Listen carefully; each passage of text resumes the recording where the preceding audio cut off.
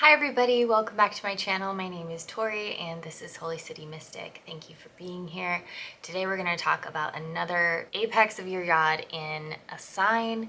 This time we're going to talk about the sign of Virgo. Before I get started, if you guys have any questions about yods or you don't really know what they are, feel free to follow the link below. I have a couple of videos talking about what they mean in the birth chart and how to find them. So if you have your apex of your yod in Virgo, that means your two bases are going to be in Aquarius and also in Aries. So let's cover the bases first. Cover the basics first. That's what it sounds like.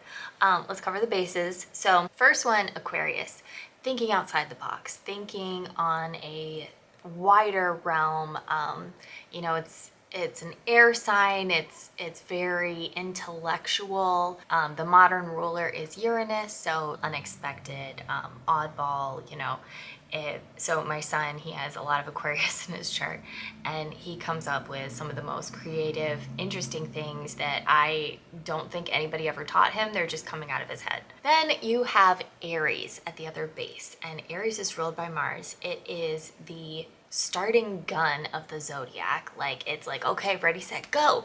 And it's all about movement and action and the self and the body. And Aries are just very, very intense and quick and fiery. And then you have Virgo at the apex. And y'all, Virgo cares about process, not product. They care about getting things done in a very methodical way. They care about perfection. I wrote a book and it was very important to me to have somebody who had a lot of Virgo in their chart to edit it, because Virgo, it's not that they're critical. They come off as critical, but it's that their job is finding the flaw, is purifying something, perfecting it, making it absolutely perfect. And so if you have this combination in your chart, you have a part of you that just wants to get going, just wants to move and blast through things and not really take the time to look at anything. You also have a part of you that's like, okay, but how does it make sense? What is the bigger idea here? In what creative ways can we come up with how to accomplish this? And then you have sweet little Virgo at the apex that is just riddled with anxiety, riddled with perfectionism, where you are just constantly taking these actions, thinking about how to do things in a new and creative way. And then you have Virgo that is just so anxious, so obsessed with correctness and doing things right and following the entire process, not skipping a single step, not skipping over any words when you read something. So how can you reconcile these energies? What does this actually mean for you? You have to keep coming back to process. You have to keep coming back to the method and how you are doing things. And this might be something that you were deeply criticized for, but it is necessary for you.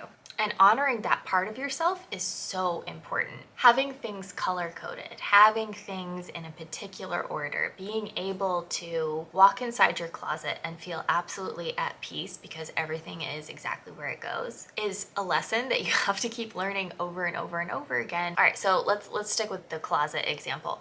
So someone with this yod, their closet is going to go from absolute chaos to perfection, to absolute chaos to perfection, because you have the Aquarius and the Aries. The Aquarius is just like, you know what? I want all of my shoes on the top shelf and then all of my sweaters just stacked on the floor. I think that is going to be the best way of doing it. And then Aries is like, I don't have time to clean. I don't have time to do anything. I just throw everything in my closet and get out the door because speed is paramount. And then you have Virgo that is so stressed out by this, deeply, deeply disturbed by nothing really making sense, like Aquarius trying to be creative, and not taking the time, not following through the process to put everything away, like Aries wants to run out the door. So this is something where you really have to rein in your bases. You really have to understand that all of these are equally a part of you, but the lesson you cannot get away from is the Virgo. That is something that is going to continually come up for you.